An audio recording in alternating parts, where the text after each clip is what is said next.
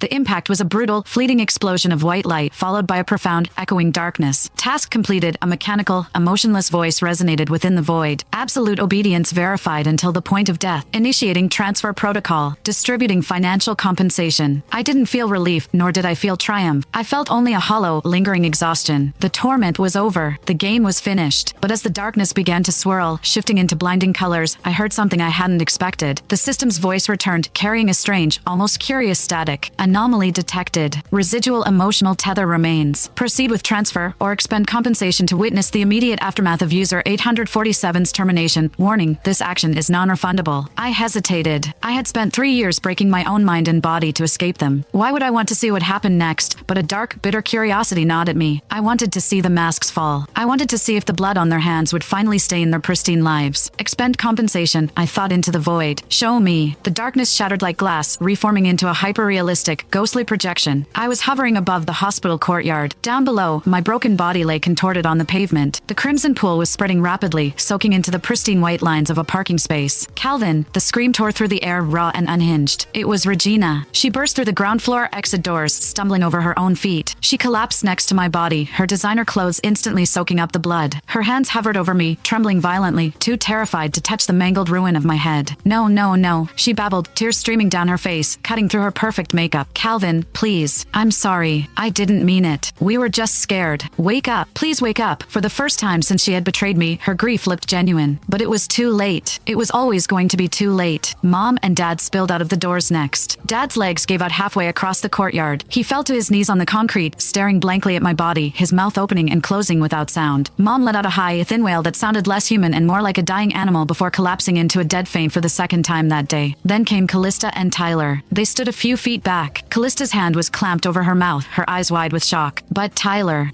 wasn't crying. His face was pale, yes, but as he looked down at my shattered corpse, a fleeting, almost imperceptible smirk tugged at the corner of his mouth. He had one. The biological son was dead. The inheritance, the family name, Regina, it was all his. Or so he thought. Step back, everyone, step back. The paramedics, who had been rushing toward the scene, finally broke through the crowd that had started to gather. They checked for a pulse out of protocol, but the grim shake of the lead paramedic's head confirmed what everyone already knew. System, I thought. Fast forward. Show me the fallout. The world blurred, spinning rapidly like a fast-forwarded film reel. Days bled into weeks. I watched my own funeral. It was a grand, hypocritical affair. My parents wept openly. Callista stood stoically, leaning on Tyler. Regina wore a black veil, refusing to speak to anyone, her eyes hollow and dark. But the real show started after the dirt was thrown on my grave. The scene shifted to the sprawling low family mansion. It was evening.